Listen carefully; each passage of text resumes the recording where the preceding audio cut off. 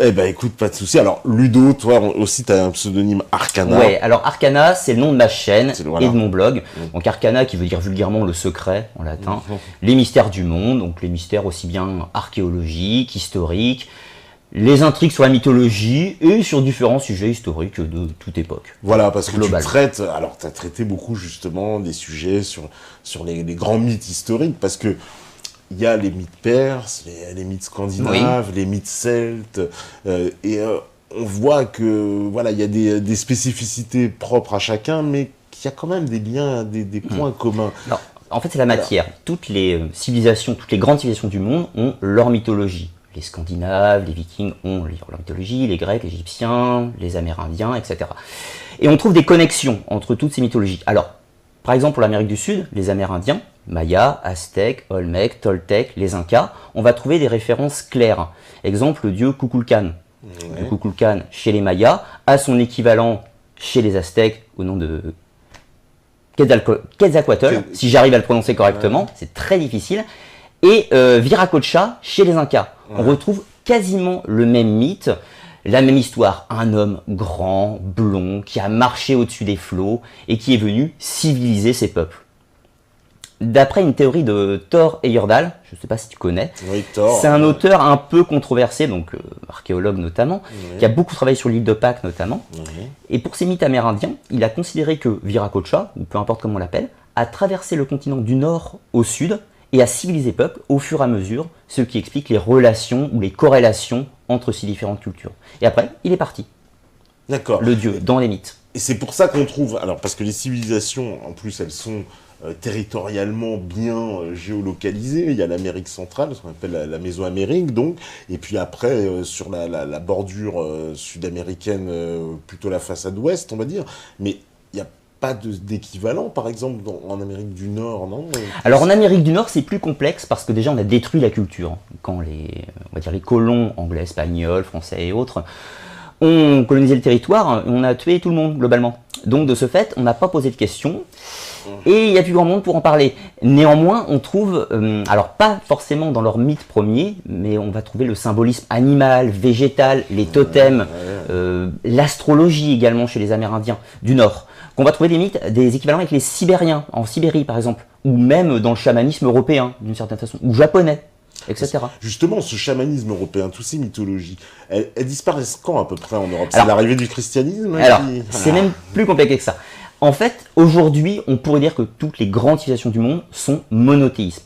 Avant, polythéisme, qu'est-ce que ça veut dire? Ils vénèrent plusieurs divinités représentatives. Ils vénèrent le vent, le soleil, les montagnes, une force donnée comme la foudre ou autre. Et tout d'un coup, un seul dieu. Pourquoi ça arrive à cet instant? Déjà, le polythéisme vénère d'une certaine façon l'homme. C'est-à-dire que tous les dieux sont des représentations de l'homme, version divine. Mais globalement, les dieux ont les mêmes problèmes que les hommes. Ils sont... je ne vais pas dire qu'ils sont un peu fous, mais tous les dieux ont quand même des mythes assez pervers, des histoires de cœur, de la tromperie, des massacres, des vengeances. C'est très humain, en fait. En fait, on s'est divinisé, si on veut, d'une certaine façon. On passe tout d'un coup au monothéisme. Imaginez, vous, dans l'Empire romain, grec, voilà, bassin méditerranéen, à peu près vers l'an 0. Les dieux sont méchants, ils vous torturent, ils vous punissent, et tout d'un coup, on vous annonce qu'il y a un nouveau dieu, il est gentil, il vous pardonne, vous irez dans un monde meilleur après votre mort, vous êtes pauvre, vous avez aux enfants, vous arrivez à peine à les nourrir, et tout d'un coup, on a un grand dieu bon et juste. C'est tentant. C'est tentant pour le peuple. De ce fait, les gens vont adhérer assez aisément à cette croyance. Alors, ça ne s'est pas bien passé quand même, hein. Les anciens mythes ont essayé de perdurer au maximum. Et de ce fait, le monothéisme, du moins la religion chrétienne, a eu une idée absolument magnifique. Je ne sais pas qui l'a eu, mais on peut leur tirer leur chapeau. Ils ont repris les anciens mythes et ils les ont, on pourrait dire, christianisés. En Égypte, par exemple. En Égypte, on a la Trinité. Ouais. On a Isis, son fils Horus, et la divine énergie d'Osiris mort, qui l'enfante. On retrouve la Trinité chez les chrétiens. Le mythe d'Horus, parlons-en. Horus avait 12 disciples. Il est né un 25 décembre. Il a ressuscité après sa propre mort dans un combat contre Seth une certaine fois. Il a ressuscité également El Lazarus, qui était une momie. Il l'a ramené à la vie, comme Lazare chez les chrétiens. Et Horus est le dieu du soleil, le salut, le fils de Dieu, enfin, le fils d'Osiris du moins. Et puis dans le christianisme, souvent le soleil symbolise... Alors le soleil, c'est l'Égyptien, vous avez vu, ils ont tous une petite auréole sur la tête, qui représente les dieux, l'illumination, le soleil justement. Autre chose intéressante, la date du 25 décembre chez les chrétiens. Ce n'est pas une date au hasard. Si on analyse un petit peu les astres, donc ce qu'on appelle l'astro-théologie exactement, on va s'apercevoir d'une étoile très brillante, Sirius, dans le ciel. Elle est alignée au 25 décembre avec les 3 étoiles du baudrier d'Orion. Les 3 étoiles qu'on appelle aussi les 3 rois, ou les 3 rois mages, suivent l'étoile Sirius.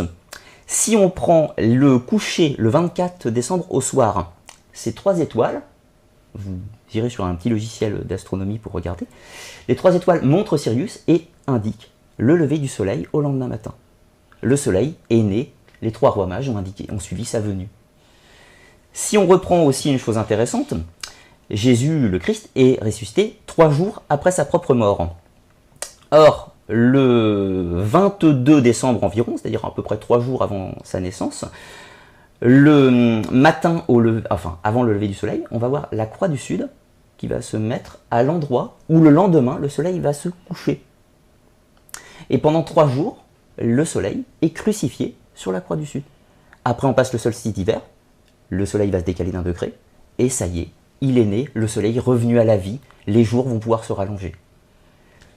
La résurrection du Christ qui est au printemps, à Pâques, ce n'est pas pour rien, l'équinoxe de printemps.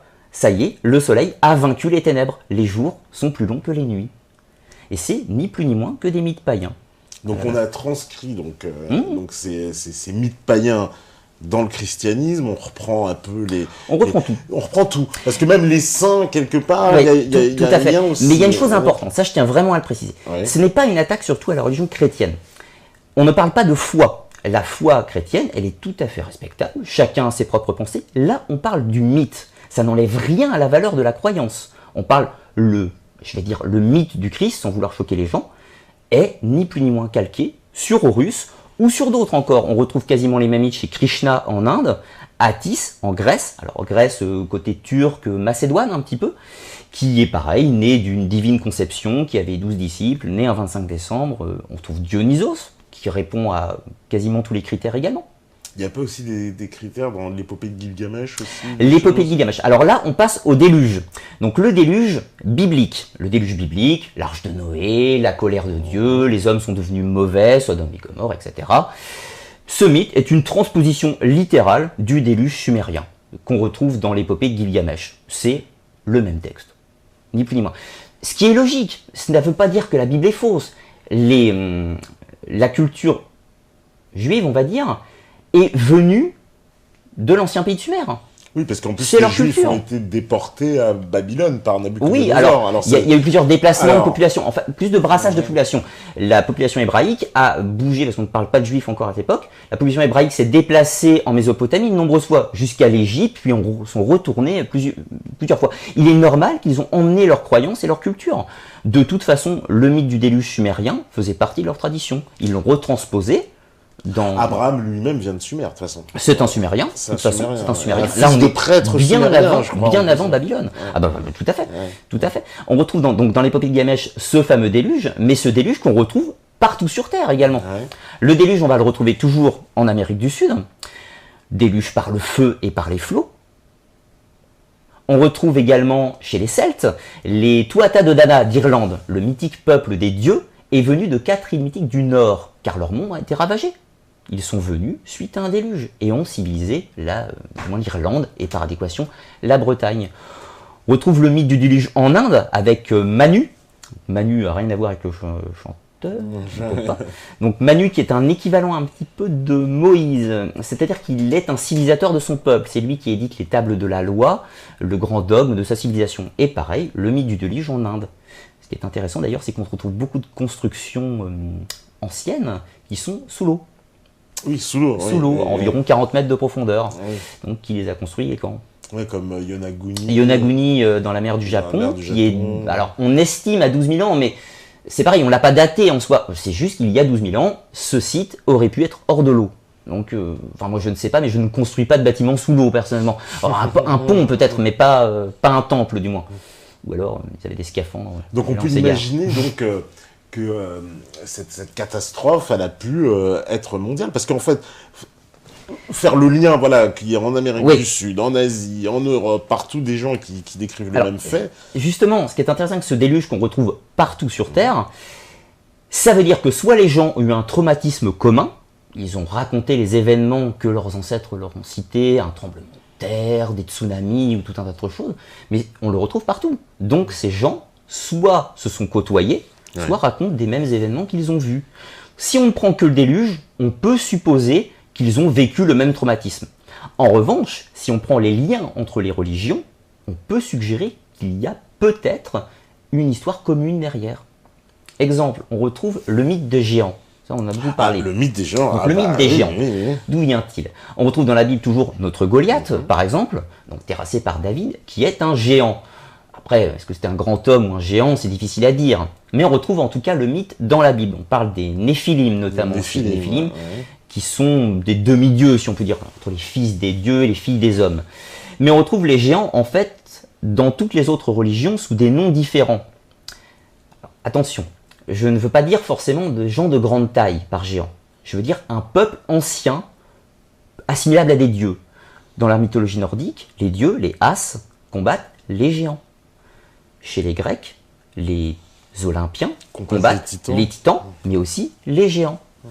Chez les Celtes, les Tuatha De Danann, les dieux, combattent les Formoirs, qui sont des géants. On retrouve toujours les géants dans les mythologies.